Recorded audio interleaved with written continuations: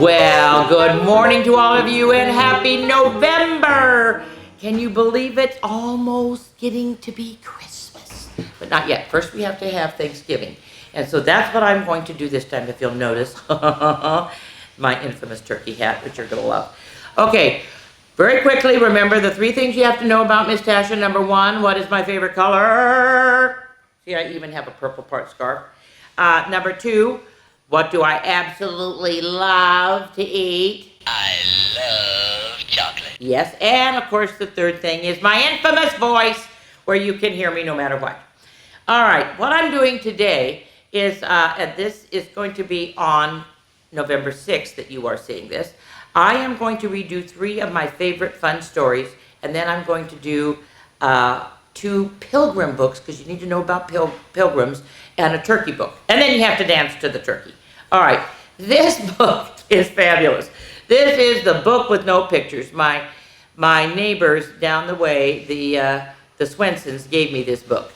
I did this April 21st, the very first time I read, that's a long time ago, April 21st, 2020. It's by B.J. Novak, no copyright date, couldn't find it anywhere. The publisher is Dial Books for Young Readers. It's a division of Penguin Readers Group. And wait till you see what the things Miss Tasha has to do when I'm reading this book. You are not going to believe it. Oh my goodness. All right, here we go. This is a book with no pictures. It might seem like no fun to have someone read you a book with no pictures. It probably seems boring and serious, except here's how this book works. Everything the words say, the person reading the book has to say. I have to say it. No matter what. That's the deal. That's the rule. So that means even if the words say, Blork! Wait, what? That doesn't mean anything. Blurf! Wait a second, what? This isn't the kind of book I want to read, and I have to say every word the book says? Uh-oh. I'm a monkey who taught myself to read. Hey, I'm not a monkey. And now I'm reading you this book with my monkey mouth and my monkey voice. That's not true. I'm not a monkey. Yes, I am a monkey. Also, I'm a robot monkey. What? And my head is made of blueberry pizza. Wait a second. Is this whole book a trick? Can I stop reading, please? No. And now it's time for me to sing, oh my gosh, my favorite song. A song do I really have to sing? Glug, glug, glug, my face is a bug. Oh my gosh. I eat ants for breakfast right off the rug. Oh, what? This book is ridiculous. Can I stop reading yet? No. There are more pages. I have to read the rest. Okay. My only friend in the whole wide world is a hippo named Boo Boo Butt. Boo Boo Butt? And also, the kids that I'm reading this book to, they're the best kids ever in the history of the entire world. Oh, really? And these kids are the smartest too, because they chose this book even though it had no pictures. Because kids know this is the book that makes grown-ups have to say silly things. Watch, parents, you're going to have to buy this book. And make silly sounds like, oh, I don't think I want to turn. Oh, no. Here it comes. Are you ready? Glurp, gawacko, ma grumpadoo. Ay, ay, ay. Brub, brub, brub. Whoop, yeep. Blaggity, blaggity, glibbity, globbity, globbity, glibbity, beep, beep. Badoondage face. Oh my goodness. Please don't ever make me read this book again. It's so silly. In fact, it is completely and utterly preposterous. Next time, please, please, please, please, please choose a book with pictures. Please, because this is just too ridiculous to read. The end. Bonk. I didn't want to say that. Isn't that fun? Yes, parents, just be prepared. You might have to get this book because the kids are going to love having you read this book to them. All right. Ta-da-ta-da! You know what's going to come up next. Are you going to stay up for me or not? You staying up? All right. I have already read to you Wonky Donkey, which is one of my all-time favorite books.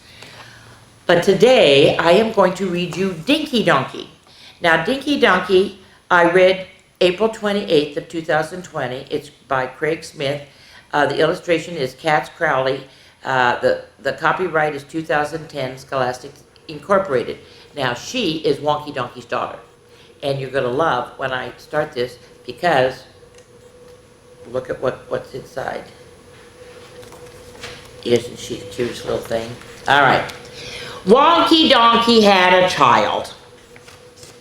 And remember at home, when I point to you, you should be saying hee-haw. Every time I point to you with my arm, I want you to say hee-haw. It was a little girl, hee-haw. She was so cute and small. She was a dinky donkey, and she has a cute little hummingbird with her. Well, Wonky Donkey had a child. It was a little girl, hee-haw. She was so cute and small, and she had beautiful long eyelashes, so she was a blinky dinky donkey. Well, Wonky Donkey had a child. It was a little girl, hee-haw.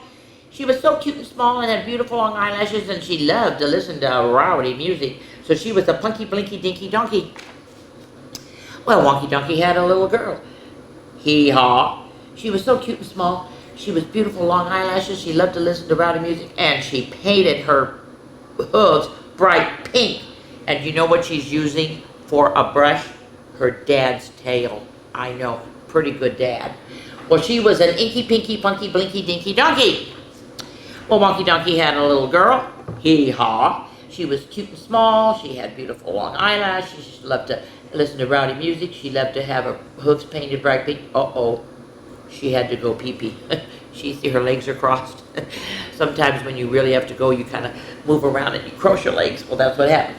She was a winky, tinky, inky, pinky, punky, blinky, dinky donkey. This one's a lot harder for Miss Tasha to say, just to let you know. Well, Wonky Donkey had a child. It was a little girl. Ready? Hee-haw. She was so cute and small and loved beautiful long eyelashes, loved rowdy music. She painted her hooves bright pink. She had to go pee-pee. And she loved to play the piano.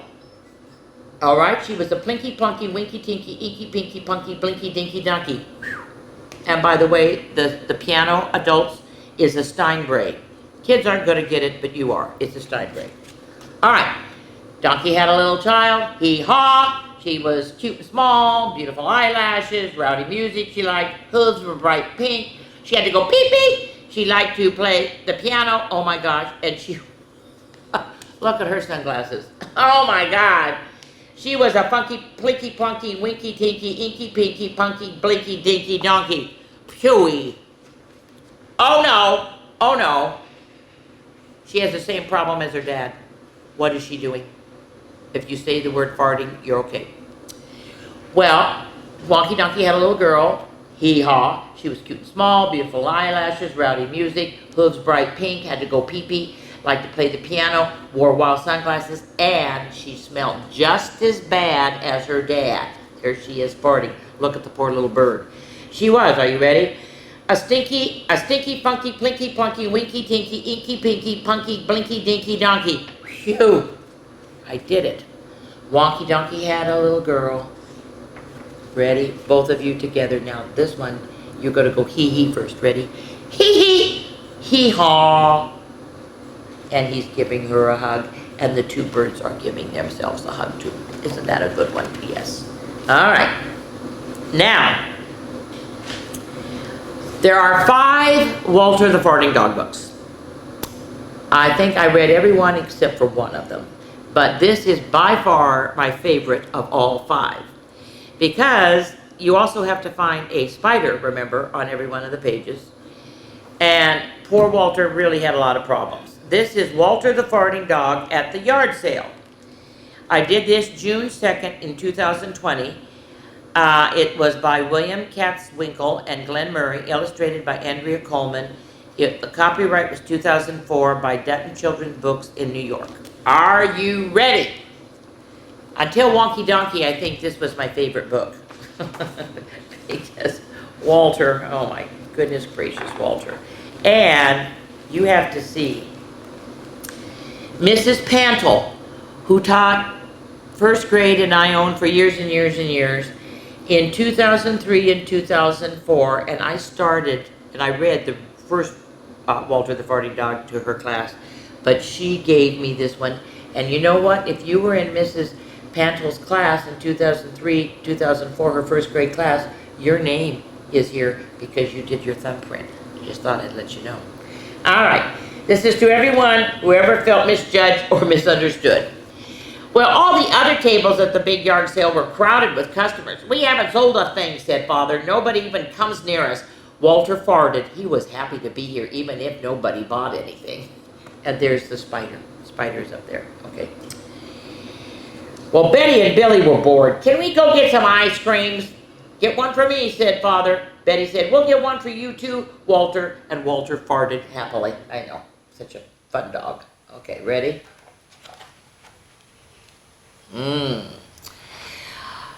There's more than just one spider. You guys, his entire shirt has spiders, and then there's a spider there. Oh my gosh. I'll mark everything down to a nickel, said Father to Walter, but still nobody came near their table. I wonder why, asked Walter, farting thoughtfully. Finally, a man came over to Father's table. How's business? Terrible, said Father. Walter farted. Interesting dog, said the man. Is he for sale? Father looked slowly around to see if Betty and Billy were near. $10, said Father. Walter looked at Father. But I'm the family dog. I'm your friend. Leash included, said Father. Oh, not a nice man. Well, when Betty and Billy returned, Father was counting the money and the man had given him. Where's Walter, they asked.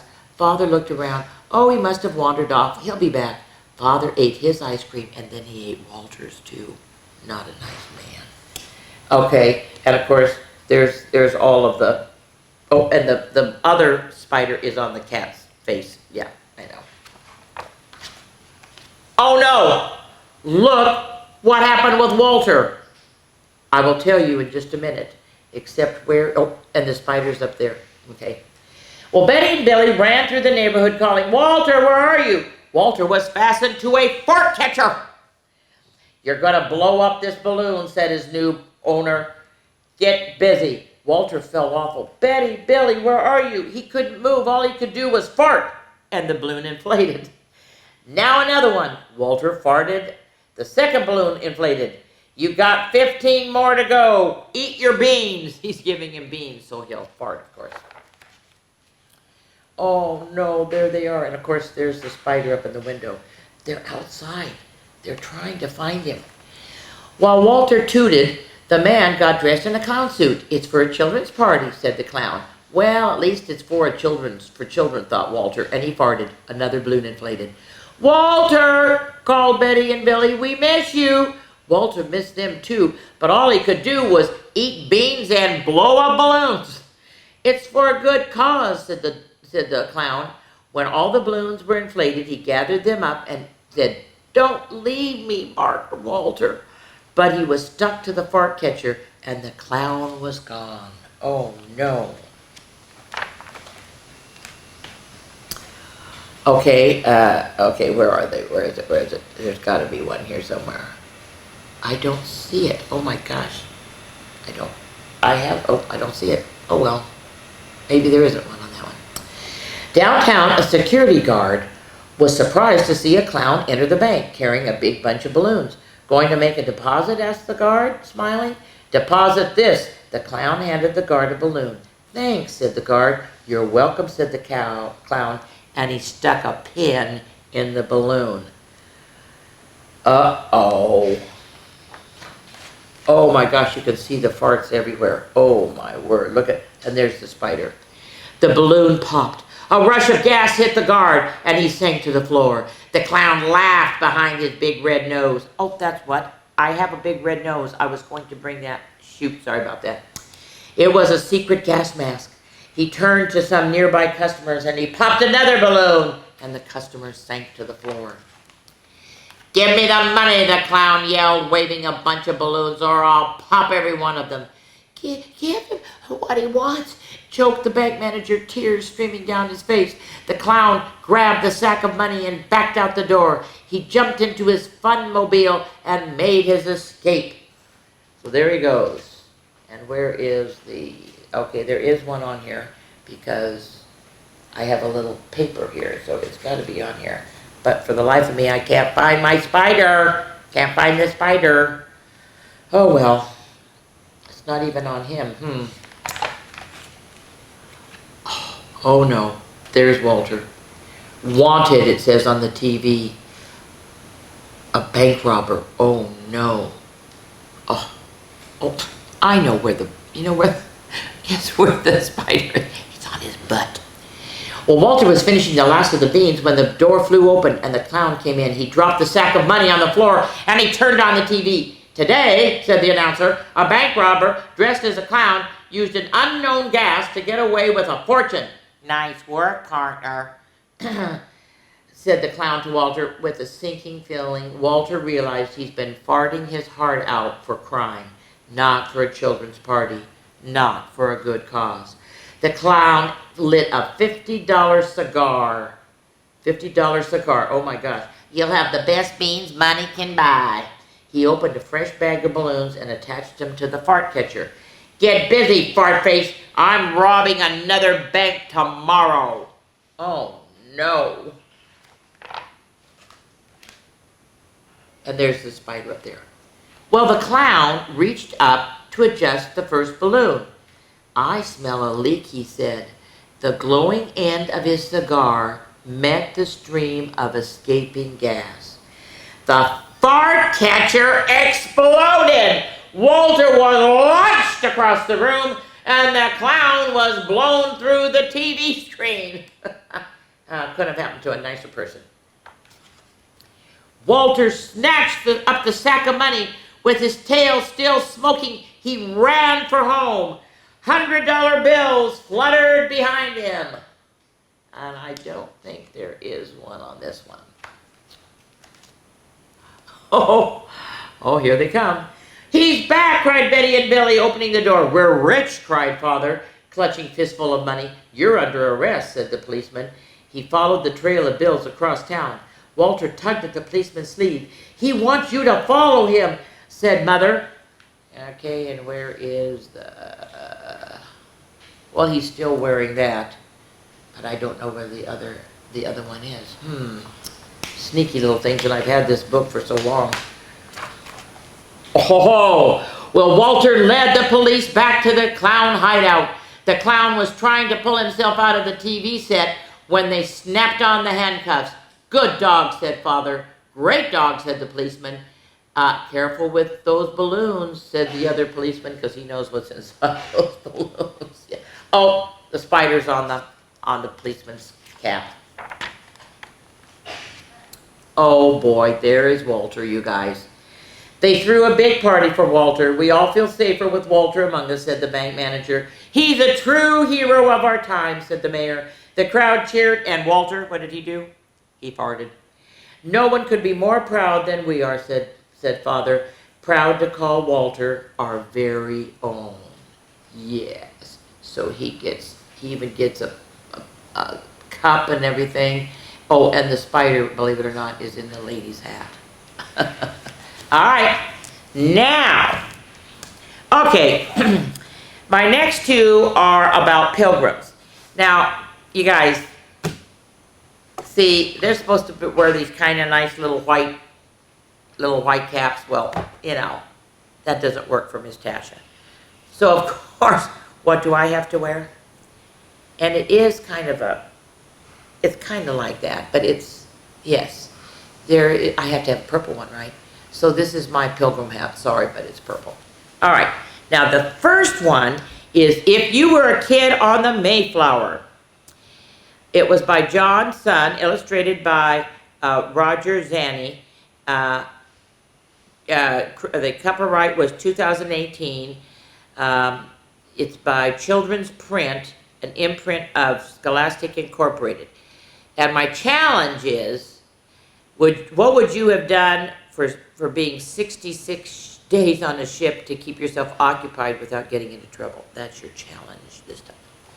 And it's really neat because it's going to tell you what it's like, and of course not having any electronic devices or anything. Yes.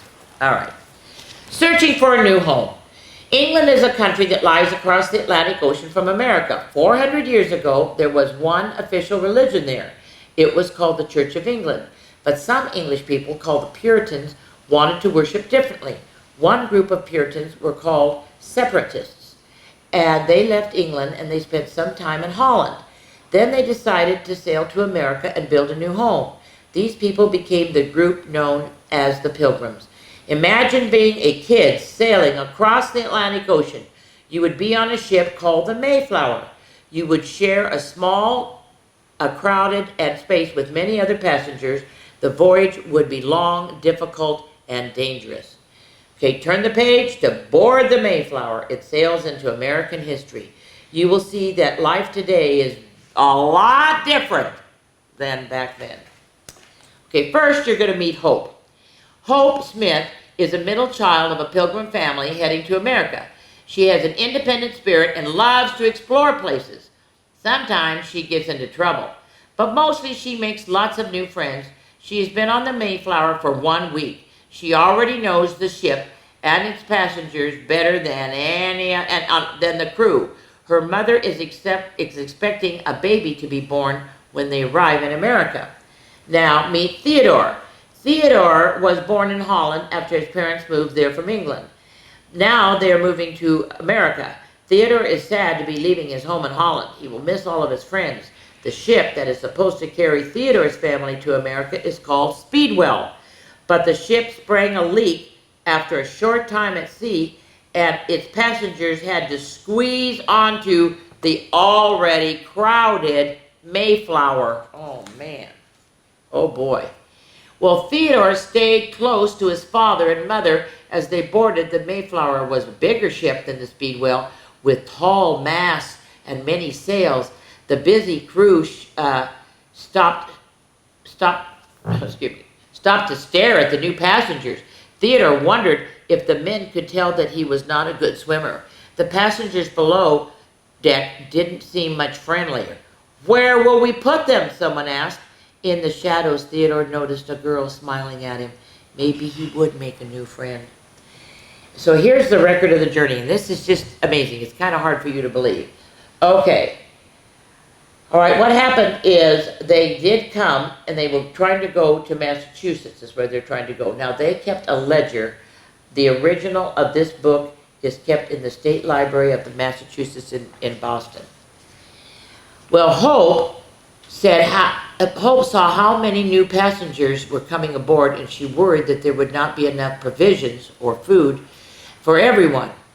She knew what it was like on ship's hold. She had counted all the boards in there twice. She saw that one of the women was pregnant like her mother. The boy standing next to her looked scared and unhappy.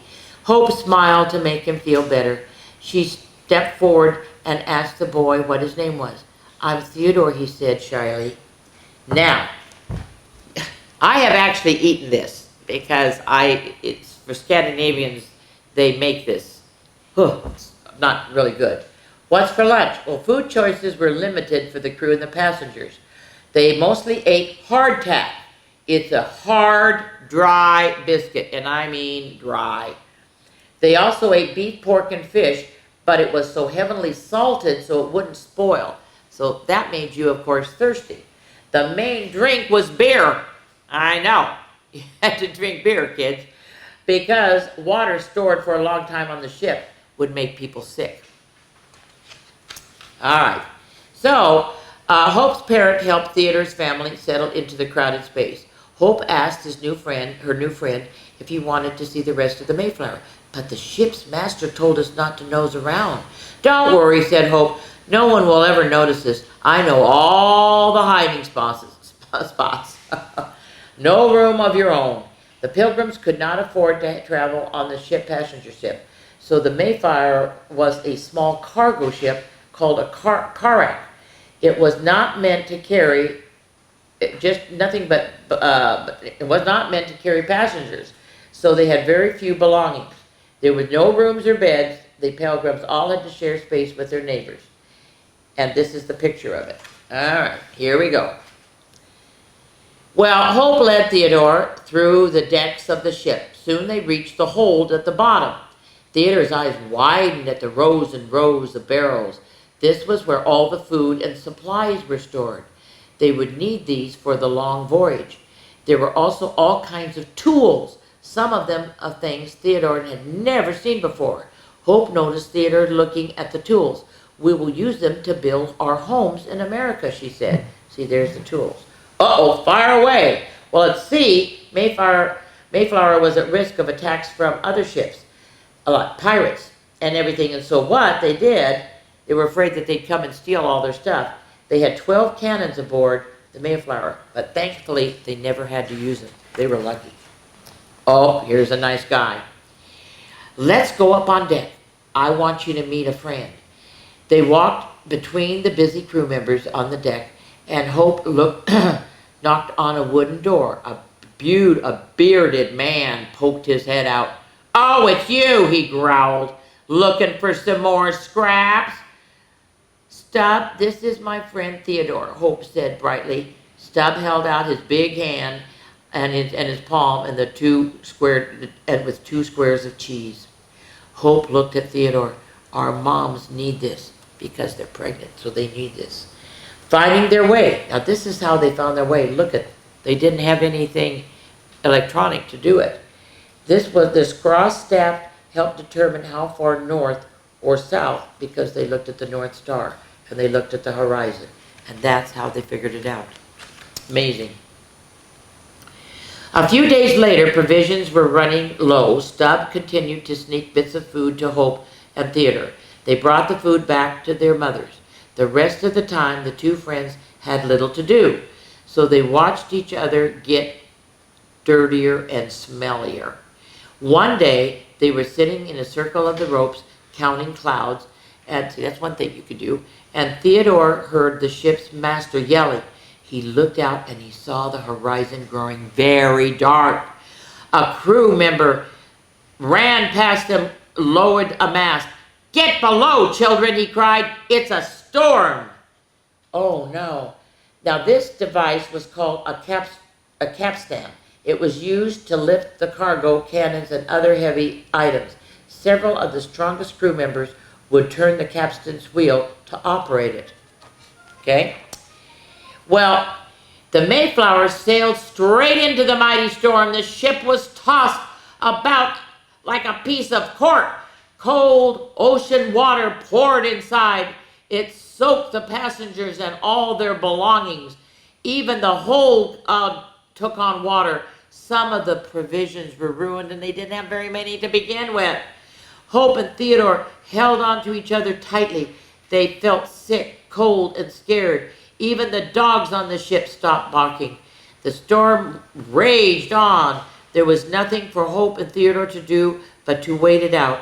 The crew worked hard to keep the ship afloat. See, they had chickens and pigs and dogs. And of course, they were all down the hole. Can you imagine how they were on there for 66 days? Oh my God, that must have really smelled. And what they did, one was an English Mastiff and the other was an English Spaniel. And then the Pilgrim Journals mentioned they had a chicken, so they had chicken broth. They believe the chickens must have been on board too. Some think that there were also a few pigs and everything to help them start. Okay, here we go. Uh-oh. Days later, the dark storms gave way and to clear and blue skies. But it's not the end. Another storm soon crashed into the Mayflower. Huge waves blasted the ship. The wind blew so hard that a beam snapped. The kids joined the other passengers for an emergency meeting. They would need to repair the beam or turn back. Hope and Theodore looked at each other. "The tool's in the hole," they both shouted. The ship's master smiled. Exactly. Remember they hid and they found all those things? And so they did. It says, are we there yet? Well, the wind could blow them up to 80 miles. It would go 80 miles an hour and it would blow them off course. So that was really bad. And it extended their voyage up to 66 days. They were supposed to have made it in less than that. Well, with everyone else helping with the broken beam, it was soon repaired. The Mayflower was saved. You two were great sailors for the day," the ship's master said, and Hope to both Theodore and Hope, and he was very impressed with their quick thinking. The ship's master told the kids that they could spend the night outside on the main deck. That night, the two friends counted the stars until they went to sleep. It had been quite a day. So in case of emergency, they actually have a red and white flag. Interesting. That means that they are, they need help, okay? And they would take a small boat called the shallop, and it looked like this, and it would go out and see if they could get some help. Well, the next morning, Theodore woke up and rubbed his eyes. He saw Hope leaning over the ship's rail. "What is it?" "Land!" cried Hope. Theodore jumped up and he scrambled next to his friend. There it was, land as far as the eyes could see. "Oh my gosh." Somewhere on board a baby cried. Theodore and Hope looked at each other. Did one of them have a new brother or sister? They ran below to find out. It was November 9th, 1620. The Mayflower had completed its long journey. And they actually have a list of every single person. It did say it had 102 passengers and 30 crew members. Only one person did not make it. His name was William Button. He was sick for most of the voyage and he died just 3 days before the land. The baby that was born on the ship was given the name Oceanus. So isn't that neat? Yeah, that's a good one. All right, now remember the first Thanksgiving, who did the Pilgrims invite? The Indians. Now this was one party. It went on for 3 days. I mean, sometimes we last all day eating and everything, but 3 days? Okay, this is The Story of the Pilgrims. It's by Catherine Ross, illustrated by Carolyn Kroll. Copyrights 1995, the Random House pictureback book, okay? And this is kind of neat. All right. Once upon a time, in the land of England, there was a small group of people called pilgrims. The pilgrims were unhappy because the King of England would not let them worship God in their own way. So they packed their belongings and said goodbye to their homes, and they went to the New World. On a mild autumn day, they set sail for the New World in America, which was across the wide ocean. Other families came along too. Together they hoped to find freedom and a better life. Well, more than 100 people squeezed into a small wooden ship called the Mayflower. 22 of the pilgrims were children. For their journey, they brought with them only the simplest foods, things like hard cheese, bread, dried beans, and salted meat. For a long time, guys. Day after day, the pilgrims saw nothing but endless ocean and sky. Now and then, they'd see a huge, slippery body of a whale.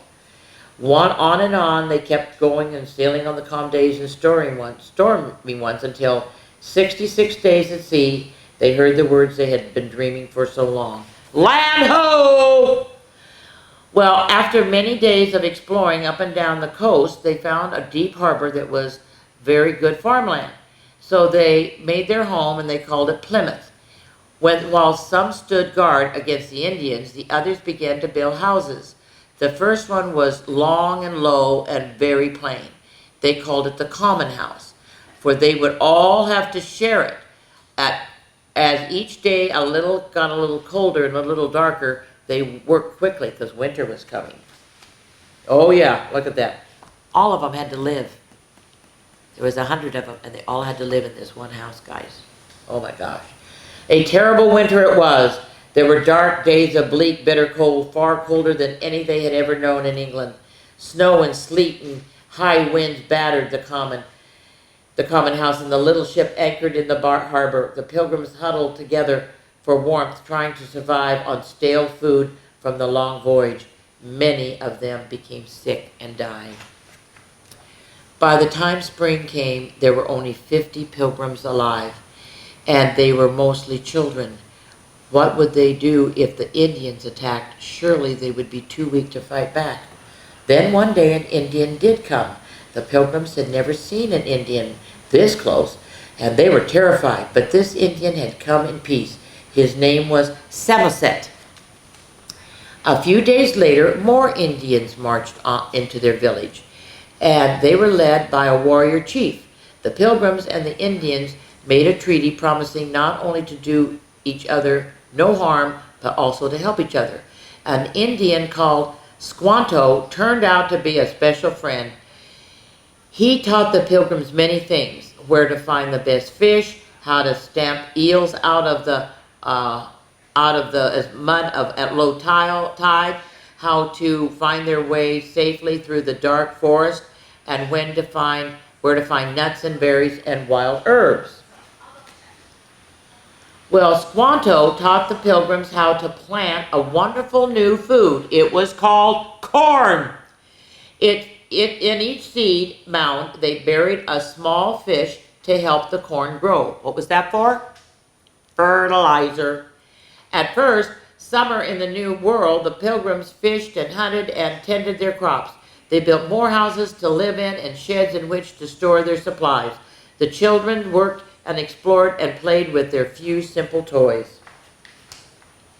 When autumn came, the pilgrims rejoiced over their harvest. Bright ears of corn and fat pumpkins, peas, beans, delicious squash, and green herbs. They felt so happy about the good fortune that they wanted to celebrate. They knew they could never have done it without the help of the Indians. So they invited the Indians. 90 Indians came to the celebration. For 3 days and nights, the pilgrims and the Indians ate and drank and danced and played games together. To remember that time so long ago, a time of brave pilgrims and life-saving Indians, we continue to celebrate the feast. And you know what it's called? We call it Thanksgiving. Okay? Now, off goes this. On goes what you've been waiting for. I know. This is probably, even though I have lots of hats at Halloween and Christmas, this is definitely my favorite hat. And this is Turkey's Thanksgiving Adventure by Kay Sproles, illustrated by Lamont Russ, copyright 2019 by Cat's Corner Publishing. And after we do this, you're going to dance, you lucky kids, you. All right, here we go. Well, it was Thanksgiving Eve, when Turkey got wise. He heard the old farmer's wife sharpening her knives. He didn't want to be eaten. He wanted to stay. To survive this Thanksgiving, he had to hide away. Well, the turkey tried to hide with the ducks in the pond, but of swimming and quacking, he wasn't too fond. So then he tried to hide with the pigs, okie dokie, in their muddy sty, but he couldn't stand the filth, so he told them goodbye. Well, then the turkey tried grazing with the cows in the pasture, but he fell in a cow pie. You know what a cow pie is? Mm-hmm. It was a disaster, a big pile of poop. Well, then he hopped over the fence and he went into the goat pen, but they were too loud, so he jumped again. Okay.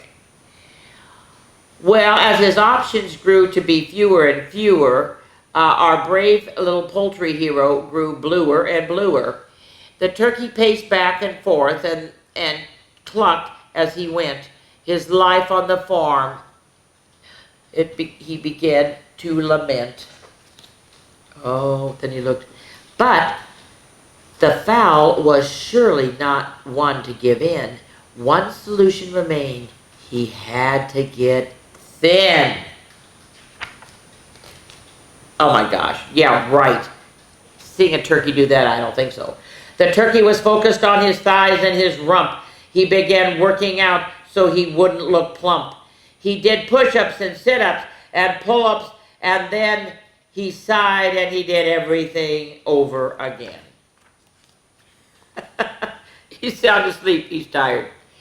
After exercising, the turkey was pooped. He'd get back to it after a nap in his coop.